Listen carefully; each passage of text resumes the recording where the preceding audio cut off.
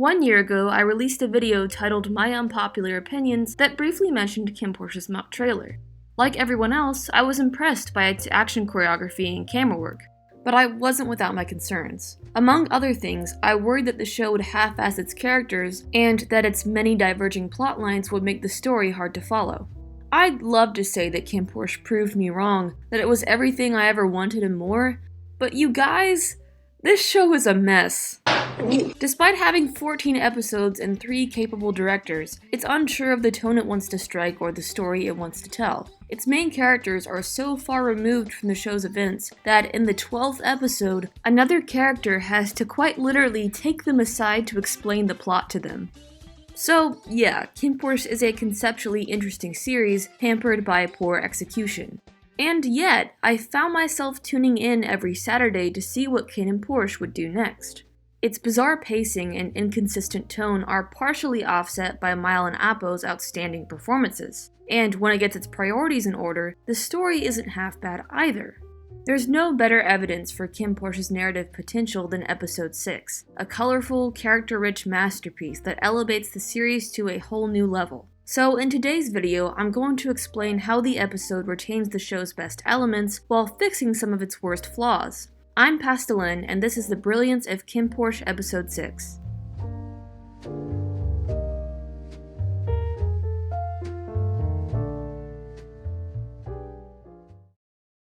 Fans of Kinnporsche may be surprised to learn that the series sat in development hell for over a year, due allegedly to the show's former production house refusing to pay royalties to the author. Thankfully, Beyond Cloud swooped in and saved the show from cancellation, but the problems didn't end there. Recasts and reshoots, along with a complete overhaul of the original story, upped already high production costs. So what's a director to do when funds are limited? 2 words: bottle episodes. No film school defines the bottle episode as an episode of television produced with a limited amount of money and with limited sets, characters, and locations.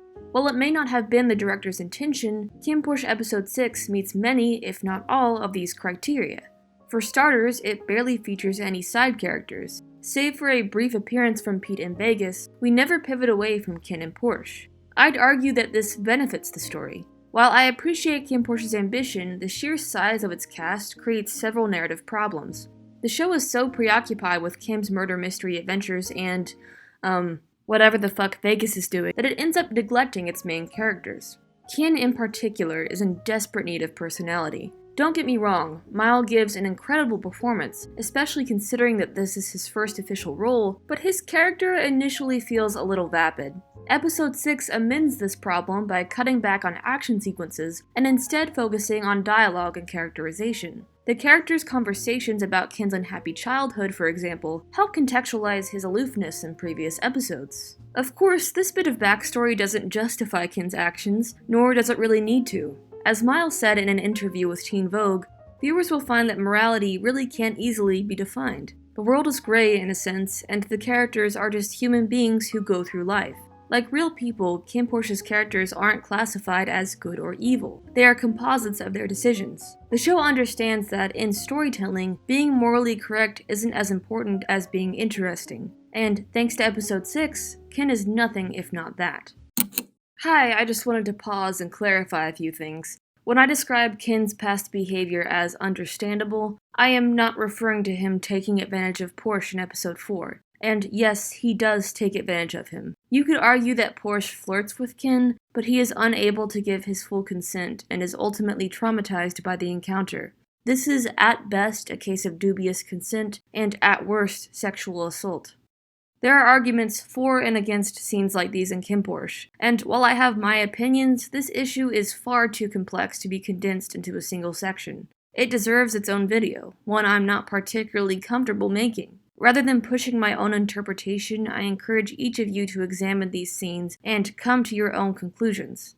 Most importantly, listen to survivors, as well as queer men who take issue with the show's portrayal of sex and sexuality. We have to remember that media doesn't exist in a vacuum. More impressionable viewers may assume that Kinnporsche's dynamic, a powerful figure preying on his subordinate, is reflective of gay relationships in real life. There's a really great video from channel Femmes React discussing this topic that I'll put in this video's description. Later in this analysis, I'll state my case for why I think the show effectively redeems Kinn. But once again, I don't want to present my interpretation as fact. If you disagree with my interpretation, please don't hesitate to voice your opinion in the comment section. Alright, thank you so much for listening. Anyways, back to the main event. But while Kinnporsche is often described as dark, gritty, and even risque, it's also very much a comedy series. Does the humor work?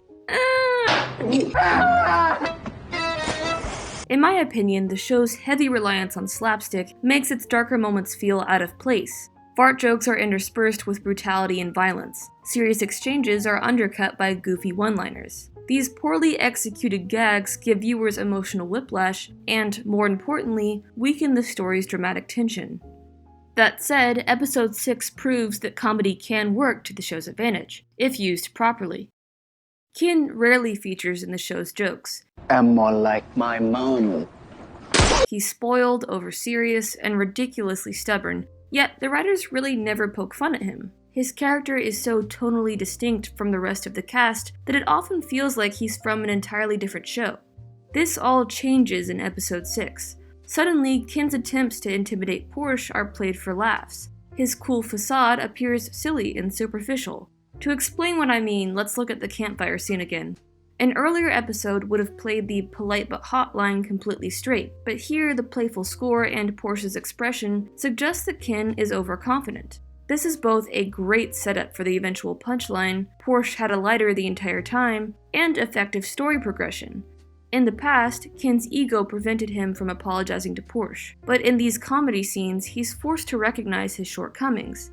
After being humiliated for 20 minutes straight, Kinn realizes that he's being an asshole, and that he should treat Porsche as a friend instead of a subordinate. In a sense, comedy is an equalizer for their relationship. Kinn only understands the pain he's caused after the show knocks him down a peg. However, humor isn't the only factor contributing to Kinn's character shift. Kinnporsche uses setting, and by extension visual storytelling, to imply that Kinn is more compassionate than he first lets on. Watching episode 6, I couldn't help being reminded of the 1987 film, Maris. I know I sound pretentious, but stick with me. One of the film's main characters, Alec, is characterized by his love of wildlife. His scenes take place almost exclusively outdoors, while his foil Clive is locked away in a dusty mansion. Nature and the absence thereof come to symbolize Alec's acceptance of his sexuality and Clive's suppression. Alec does what is normal, what is natural to him. It's only fitting he's represented by the natural world. Clive's mansion feels lifeless, even claustrophobic by comparison. Keeping Maris's nature allegory in mind, consider how drastically Kinn's demeanor changes when he enters the woods. He carries a childlike joy into nearly every scene, whether he's catching a fish or cracking an immature joke at Porsche's expense. He previously hesitated to express affection, but now he seems eager to have Porsche by his side. Kinn himself explains it best. Being here, I have nothing on my shoulders. It's like I get to be myself once again. Similar to Maris, nature in Kinnporsche signifies vulnerability and emotional honesty. Finally unshackled from his mafia responsibilities, Kinn is able to let his genuine personality shine through. For me, this is why Kinn's redemption works. Not only does it feel remarkably sincere, it comes after an entire episode of reflection and growth.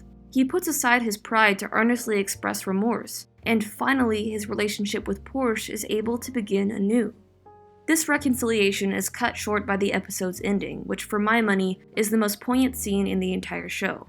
Kinn's expression speaks volumes. He knows that once they escape the woods, he'll have to reassume the role of the cruel mafia boss. And in a devastating yet beautiful moment, he realizes he doesn't want to drag Porsche down with him. Maybe it's because you'd sacrifice a hand for me, he says, or maybe because I like it when you're happy. This exchange, and others like it, prove that Kinnporsche isn't just eye candy.